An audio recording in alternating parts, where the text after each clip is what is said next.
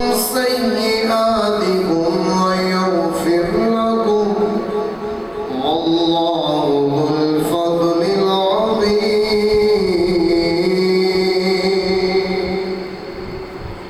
آمنت بالله صدق الله العظيم. إن الله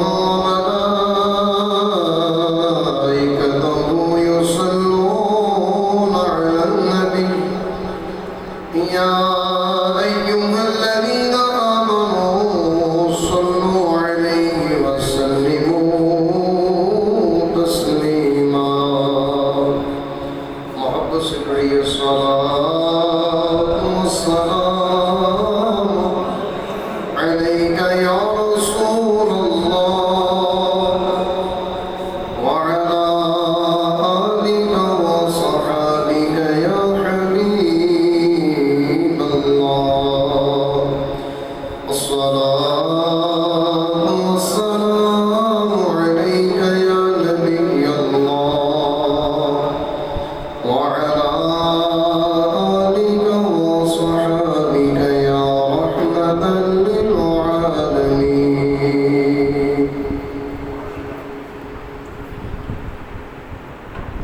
بے خود کیے دیتے گئے انداز ہی جانا عادل میں تجھے رکھ لو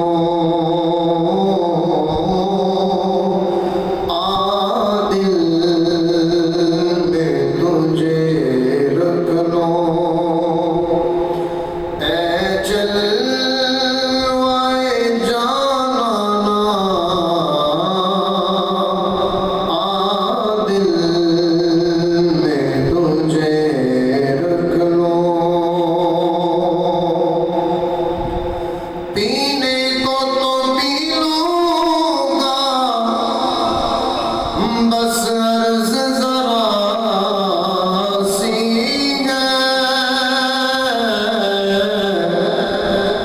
پینے کو تو پی لوں گا بس عرض ذرا سی ہے اجمیر کا ساقی ہو بغداد کا میخانہ اجمیر کا ساقی ہو بغداد کا میخانہ اجمیر کا ساقی ہو. اور پھر شاعر نے بڑے اچھے انداز میں حضور کی بارگاہ میں التجا کی ہے. اتنا تو کرم کرنا اے چشم کریمانہ اتنا تو کرم کرنا اے چشم کریمانہ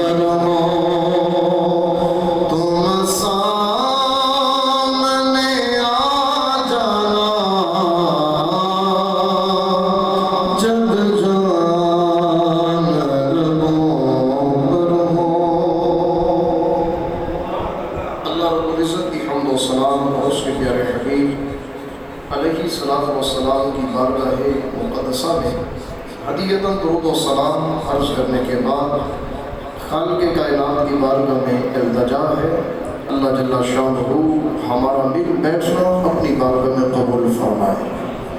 آج کا موضوع ہوگا شان و عظمت حضرت علی بن عثمان حجویری جلابی رضی اللہ تعالی عنہ، المعروف حضرت داتا گنج بخش علی حجویری۔ ان کے متعلق ہم سنتے ہیں کہ یہ کیسے اللہ کے نیک بندے تھے۔ 400 سنہ ہجری کے اندر آپ پیدا ہوئے۔ کتنی سنہ ہجری؟ 400۔ ابھی چل رہی ہے 1443، 1443 43۔ تو کتنے سال ہو گئے؟ تقریباً 1000 سال 1000 سال بیت گئے کہ ایک اللہ کا بندہ غزنی شہر کے اندر، اور ایک قول کے مطابق جلابی اور غزنی، یہ جلابی ایک گاؤں ہے اور غزنی شہر ہے، تو جلابی اور حجویر بھی اس کو کہا جاتا ہے۔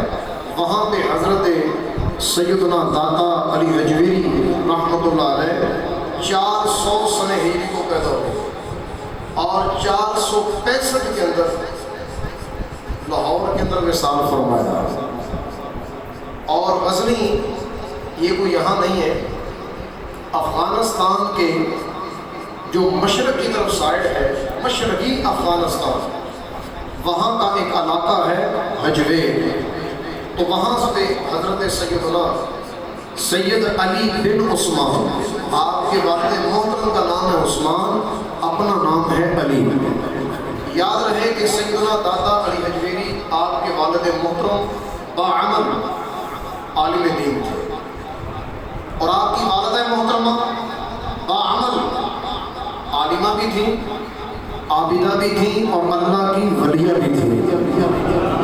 اور پھر اس سے بھی اعلیٰ بات، یہ ولی کو کرانا کیوں نہ ہو کہ اگر باپ کی طرف سے دیکھا جائے، نانی پشت میں امام حسن سے ہوتے ہوئے آپ کا سلسلہ نسب علی المرتضیٰ سے جا ملتا ہے۔ والد کی طرف سے حسنی اور ماں کی طرف سے حسینی، حسنی اور حسینی سید ہیں سیدنا داتا علی حجویری۔ اور شروع سے ہی آپ نے علم دین کو ترجیح دی۔ سلطان محمود غزنوی اس بادشاہ کے مدرسے کے اندر طالب العلم تھے، اور علم پڑھنے کے اندر اتنا شوق اور ذوق، اتنی محبت تھی کہ جب داتا علی حجویری پڑھنے لگتے تھے تو پھر کسی کی طرف دیکھتے نہیں تھے۔ ایک دن ایسا ہوا کہ سلطان زیارت کے لیے آیا، اپنے مدرسے کو دیکھ بھال کرنے کے لیے، تو استاد محترم نے فرمایا علی حجویری ذرا دیکھو تو صحیح آیا کون ہے۔ لیکن داتا علی حجویری رحمۃ اللہ علیہ جو کتاب پڑھ رہے تھے اسی کے اندر نظر تھی، کسی اور طرف نظر نہیں تھی۔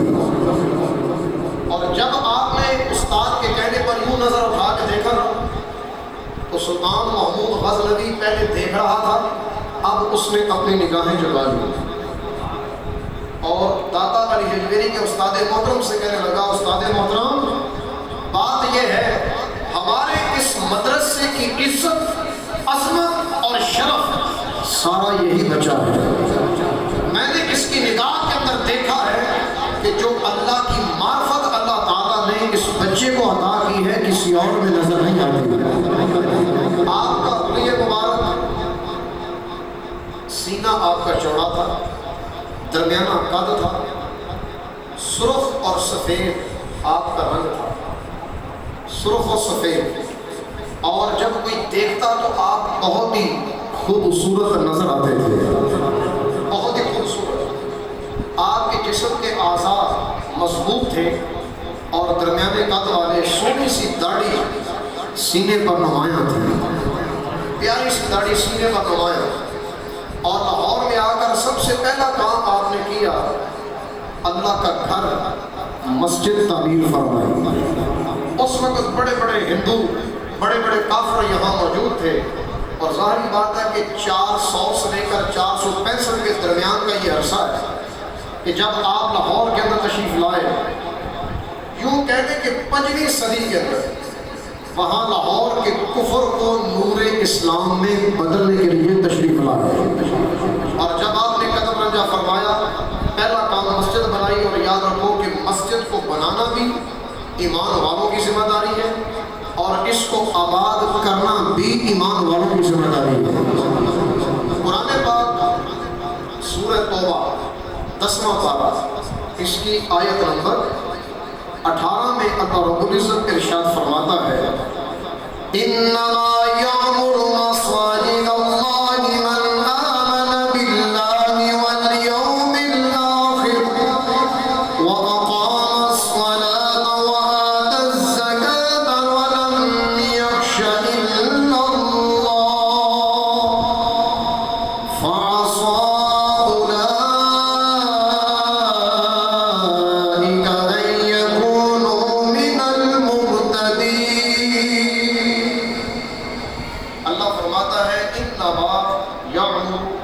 مساجد اللہ من آمن باللہ، فرمایا بے شک اللہ کی مسجدوں کو وہی آباد کرتے ہیں جو اللہ پر بھی ایمان لاتے ہیں اور قیامت کے دن پر بھی ایمان لاتے ہیں۔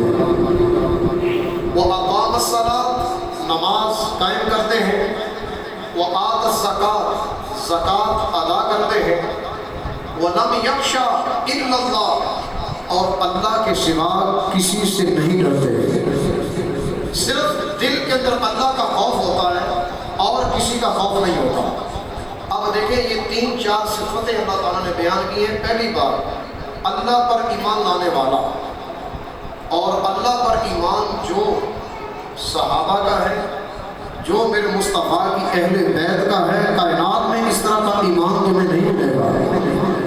اور آپ کو پتہ ہونا چاہیے کہ سید علی بن عثمان حجویری رضی اللہ تعالیٰ عنہ، آپ بھی تو سید زادے ہیں، خون مصطفیٰ ہے، امام حسن کی نظر ہے اور امام حسین کا کمال ہے۔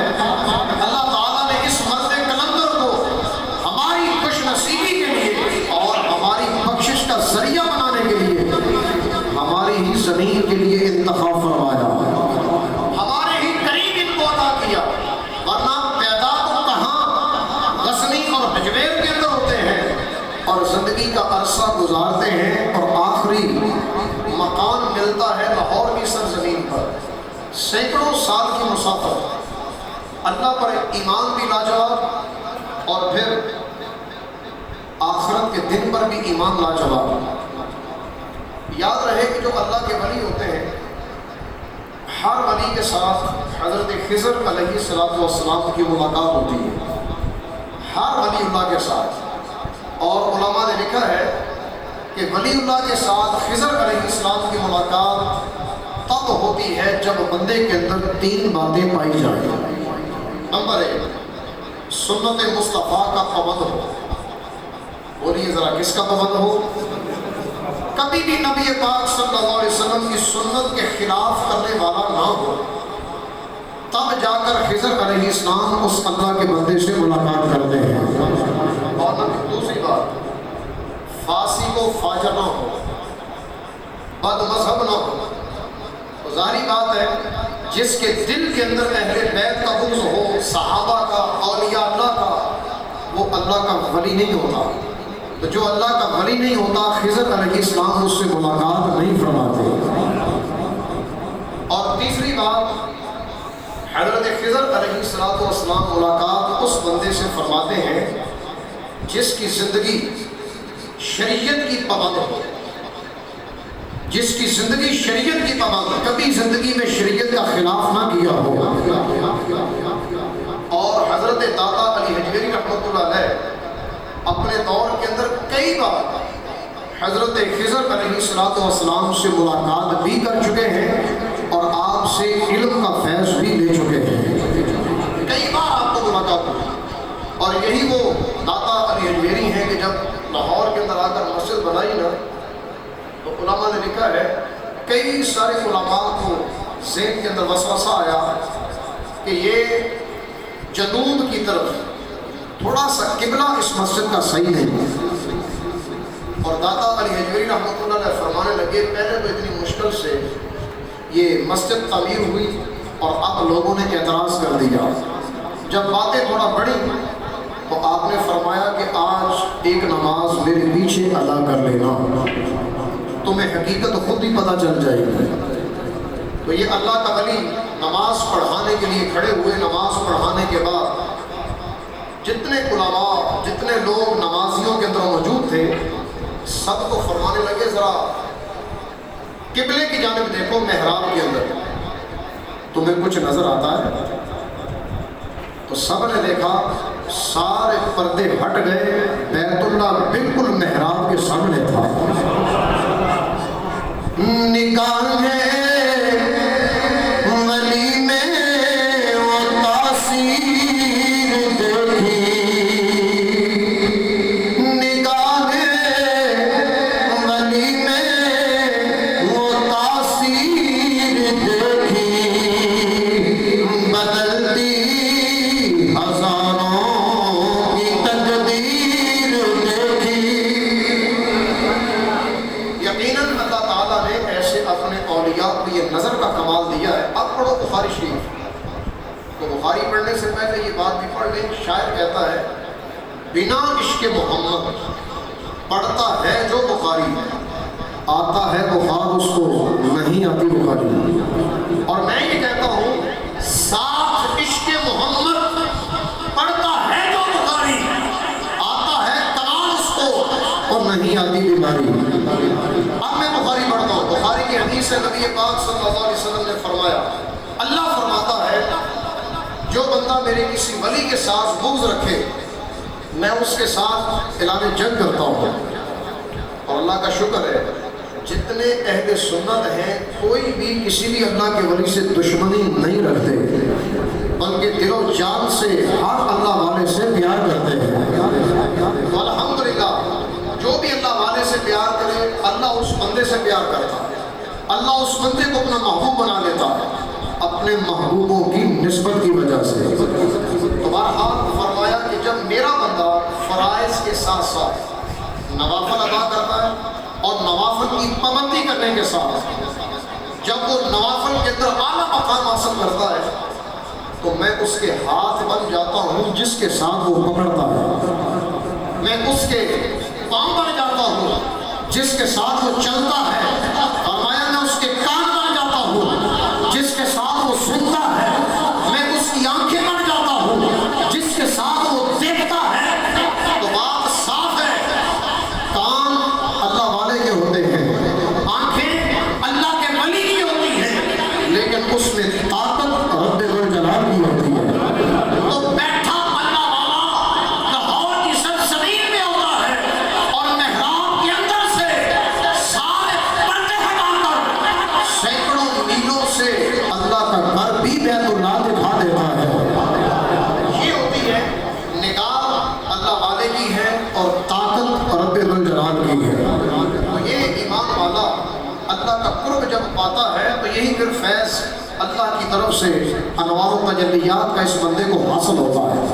تو بہرحال ایمان والے، آخرت پر یقین رکھنے والے اور فرمایا نماز کو قائم کرنے والے. تو داتا علی حجویری رحمۃ اللہ علیہ نے زندگی میں کبھی نماز قضا نہیں کی.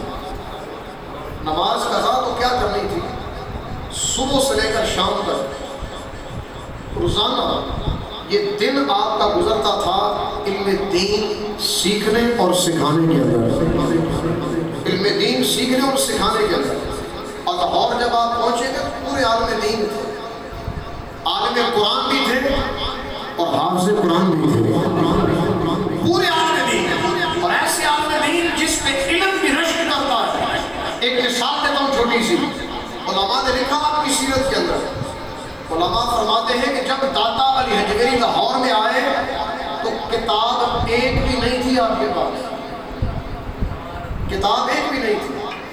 اور بغیر کتاب کے اپنے ذہن کے اندر جتنا علم موجود تھا اس میں سے کچھ حصہ کتاب کی شکل میں چھاپنا چاہا اور اس کا نام رکھا کشف المحجوب.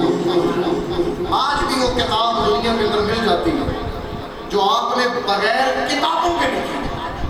اندازہ کریں کہ بغیر کتابوں سے لکھنے کی والی کتاب اگر انسان پڑھے مطالعہ کرے تو پتہ چلتا ہے. اگر تصوف دیکھو تو تصوف میں اعلیٰ, اگر علم قرآن دیکھو علم قرآن میں اعلیٰ, اگر علم کلام دیکھو عقائد میں اعلیٰ, اور اگر آپ کو حدیث تفسیر اصول حدیث اصول تفسیر دیکھو, جس لحاظ سے بھی آپ علم جانچنا چاہو, سارے کا سارا فیض کشف المحجوب کے اندر موجود ہے. بغیر کتابوں کے اندر یہ حالت ہے, اور اگر آپ کے پاس یہ کتابیں ہوتی میسر آتی اس وقت پھر دین کا کام کتنا عروج بھی ہوتا. لیکن یاد رکھو کہ کتاب ایک ہی لکھی ہے, اور بھی کتابیں لکھی, لیکن جو منظر عام پر آئی وہ کشف المحجوب ہے. کشف المحجوب کا معنی ہوتا ہے پردوں کو ہٹا دینا. اللہ کی معرفت کے, مصطفیٰ کی معرفت کے جتنے راز تھے نا, آپ نے ان رازوں سے پردے کو ہٹا دیا اور اس کا نام رکھا ہے کشف المحجوب. ہر گھر میں ہونی چاہیے, خود بھی پڑھیں, آسان ہے, اردو میں لکھی ہے, اس کا ترجمہ کیا گیا اردو میں. ہر گھر میں ہونی چاہیے, بندہ پڑھ سکتا ہے, خود بھی پڑھے, اپنی اولاد کو بھی پڑھائے. اگر اس کتاب کو بندہ پڑھے نا تو تصوف اسی بات کا نام ہے. اولیاء اللہ کی سیرت کو پڑھ لو, اپنے اوپر اپنا لو, اسی کا نام تصوف ہے. تو ہمارا باطن اندر صاف ہو جائے گا. تو پہلا کام آپ نے کیا, مسجد بنائی, اور دوسرا کام زندگی میں جب بھی کوئی مشکل پیش آتی تھی نا تو حضرت داتا علی حجویری اللہ والوں کے پاس چلے جاتے تھے, اور ان کی ادا یہ ہے کہ مصیبت آ جائے, پریشانی آ جائے, کوئی بھی مشکل آ جائے, اللہ والے کے دربار پہ چلے جاؤ, وہاں جا کے اس کے وسیلے سے رب سے مانگو, اللہ مشکلیں دور کر دے. جب ایمان اتنا پکا تھا, اور آج 10-100 سال کے بعد بھی ان کے مزاج میں کوئی چلا جائے, اللہ ان کے وسیلے سے آنے والے کی مصیبتیں دور کر دیتا ہے. جیسا کہ یہ انداز دیا ہے خواجہ غریب نواز معین الدین چشتی اجمیری, آپ اجمیر سے چلے, لاہور پہنچے, اور داتا صاحب کے قدموں میں بیٹھ کر 40 دن گزارے. مجاہدے کے اندر, مراقبے کے اندر, مشاہدے کے اندر, تسبیحات کے اندر, تحریرات کے اندر, فرائض کی پابندی کے اندر, نوافل کی کثرت کے اندر. اور جب 40 دن عبادت کرتے ہوئے ہو گئے, جانے لگے, تو جاتے جاتے کہہ گئے, اپنے 40 دنوں کا نچوڑ دے گئے 2 جملوں میں. آپ فرماتے ہیں, گنج بخش فیض عالم مظہر نور خدا, گنج بخش فیض عالم مظہر نور خدا,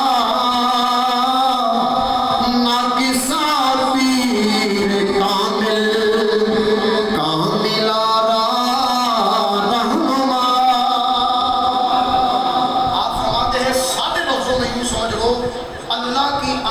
تجلیات صبح و شام 24 گھنٹے, ہر سیکنڈ, ہر منٹ کے اندر داتا صاحب پہ نازل ہوتی ہے, اور داتا صاحب سے ہوتے ہوئے پوری دنیا میں تقسیم ہوتی ہے. اگر کوئی بھٹکتا ہو, اللہ تعالیٰ یہ کہتے ہیں, اگر کوئی بھٹک رہا ہو اس کے کامل پیر ہے یہ. اگر کوئی بھٹک رہا ہو, فیض لینا چاہے, اس کے کامل پیر ہے. اور اگر کوئی پہلے سے کامل ہو تو اس کے داتا صاحب رہنما بھی ہے. اگر کوئی پہلے سے کامل ہے تو اس کے بھی رہنما ہے.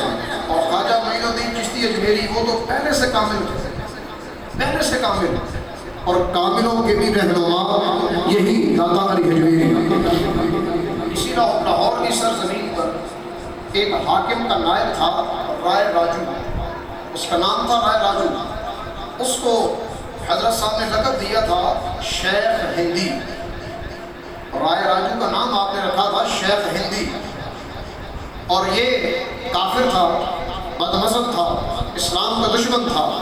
اور ایک دن داتا علی حجویری رحمۃ اللہ علیہ نے دعا کی، یا اللہ اس بندے کو ایمان عطا فرما۔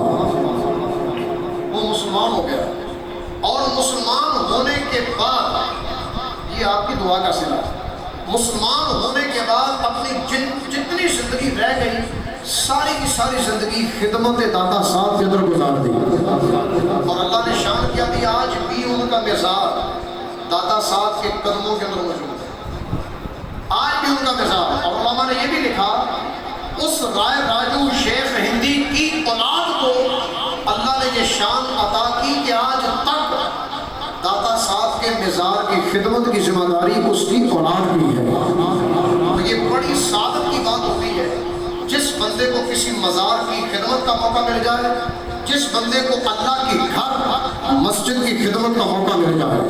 قرآن کو پتہ ہے، قرآن کہتا ہے کہ جو اللہ کی مسجدوں کو آباد کرتے ہیں پکے ایمان والے، آخرت پر یقین رکھنے والے، نماز قائم کرنے والے، اور پھر فرمایا زکات دینے والے، اور آخری بات کسی سے نہیں ڈرتے سوائے اللہ سے، لم یخشا الا اللہ۔ فرمایا یہ اللہ کی مسجدوں کو وہی آباد کرتے ہیں جو صرف اللہ سے ڈرتے ہیں۔ اور آخری بات یہ بھی ہے کہ جس بندے کو اللہ تعالیٰ مسجد کی خدمت کرنے کا موقع دے دے اپنی خوش نصیبی سمجھے، فخر نہیں، خوش نصیبی، چاہے انتظامیہ ہو، چاہے مؤذن ہو، چاہے امام ہو، چاہے کوئی عام سا بندہ ہو، ہر بندے کو اللہ نے اذن عام دیا ہے، کوئی بھی آئے اپنے رب کے گھر کی خدمت میں معمور ہو جائے۔ جیسا کہ ایک بڑھیا خاتون تھی، مسجد کی صفائی کرتی تھی، جھاڑو دیتی تھی، ایک دن اس کا وقت وصال آ گیا۔ نبی پاک علیہ السلام نے فرمایا کہ جب یہ دنیا سے چلی جائے مجھے بتانا، اس کا جنازہ میں خود پڑھوں گا۔ اس نے اللہ کے گھر کی خدمت میں زندگی گزاری، اس کا جنازہ میں خود پڑھوں گا۔ رات کے وقت اس عورت کا انتقال ہو گیا، صحابہ نے حضور کو جگانا پسند نہیں کیا اور اس عورت کو دفنا دیا۔ صبح اٹھے تو میرے آقا نے پوچھا، ہاں عورت کا کیا بنا؟ کہنے لگے یا رسول اللہ اس کو تو دفنا دیا گیا۔ میرے آقا نے فرمایا مجھے اس کی قبر پہ لے جاؤ، میں وہاں جا کر اس کے حق میں بخشش کی دعا کروں گا۔ معلوم یہ ہوتا ہے سیدھا سیدھا جس بندے کو دنیا ستائے، رب سے دوری ہو جائے، شیطان ورگلائے، اس کو چاہیے اللہ کے گھر کی خدمت میں معمور ہو جائے۔ انشاءاللہ اللہ کے گھر کی خدمت کرے گا، اور خدمت کا مطلب یہ نہیں کہ خالی پیسے ہی دینے ہیں یا کوئی کام کاج کرنا ہے، اور مسجد میں آنا جانا، تلاوت قرآن کرنا، تسبیحات کرنا، نمازیں نوافل ادا کرنا، اللہ کے گھر کو آباد کرنے کے یہ سارے ذرائع مفتی احمد یار کرنے نہیں لکھتے ہیں کہ جو نمازی، جو بار بار نوافل ادا کرنے والا، مسجد کے معاملات کو سنبھالنے والا، اس کے اندر کمی نہ آنے دینے والا، فرمایا ایسے بندے کا خاتمہ اللہ کی مہربانی سے ایمان پر ہوگا۔ اللہ تبارک و تعالیٰ جو سنا سیکھا عمل کی توفیق عطا فرمائے۔ وآخر دعوانا ان الحمد للہ۔